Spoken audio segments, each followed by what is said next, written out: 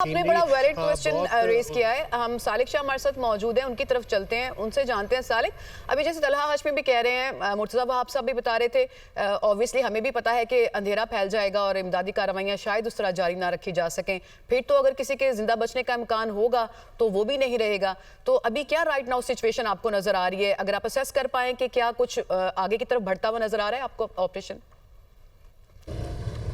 हाँ जी बिल्कुल, रेस्क्यू 1112 की जो है वो इजाफी टीमें यहाँ पर पहुँची है, जो बाकायदा मशीनरी, ग्राइंडर और दीगर जो आलात यहाँ पर पहुँचे हैं ताकि इस काम को जो है जल्द तेज़ी से निपटाया जा सके। जबकि साथ साथ जो है अब लाइट के इंतजाम के लिए यहाँ पर जो है मशीनरी मंगवाई जा रही है, जबकि यहाँ पर जनरेटर्स भी लाए गए हैं ताकि जो है रोशनी का यहाँ पर इंतजाम किया जा सके, ताकि क्योंकि अब से एक आधे घंटे बाद जो है यहाँ पर मुकम्मल तौर पर अंधेरा छा जाएगा, जिसके बाद ये रोशनी का इंतजाम किया गया। आज सुबह से जो इलाके की बिजली को मुनक़ता कर दिया गया था, बंद कर दिया गया था जब ये अफसोसनाक वाक़या पेश आया था। इसके बाद ये इलाके की बिजली तो बंद है, लेकिन अब यहाँ पर इजाफी जनरेटर्स और उसके अलावा जो लाइट का यहाँ पर जो यहाँ लाई जा रही है ताकि उसके बाद जो रोशनी में जो है रेस्क्यू ऑपरेशन जारी है। रेस्क्यू काम से हमारी जो बात है, उनका ये कहना है कि अब उन्होंने अपनी मजीद टीमें यहाँ पर जो ग्राइंडर और दीगर आलात के साथ यहाँ पर लाए हैं ताकि जो बिल्डिंग का जो ऊपर का जो हिस्सा है वहाँ पर जो छोटे छोटे पीसेस करके उनके ग्राइंडर के जरिए जो है वो कंक्रीट की जो पीसेज उनको निकाला जाए, साइड पिक किया जाए। क्योंकि रेस्क्यू इंतजामिया के ये बताना है कि करीबन 20 से 25 मलबे के ट्रक तो यहाँ से निकाले जा चुके हैं, लेकिन अभी तक सैकड़ों जो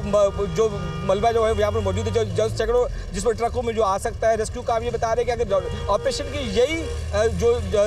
रफ्तार जारी है तो करीबन इस ऑपरेशन को मुकम्मल होने में अभी भी 24 घंटे से ज़ायद का वक्त लग सकता है। लेकिन जो बिल्डिंग के मलबे तले दबे जो अफराद हैं उनको बचाने के हवाले से रेस्क्यू ऑपरेशन जारी, उनका यही बताना है कि उन्होंने जो जी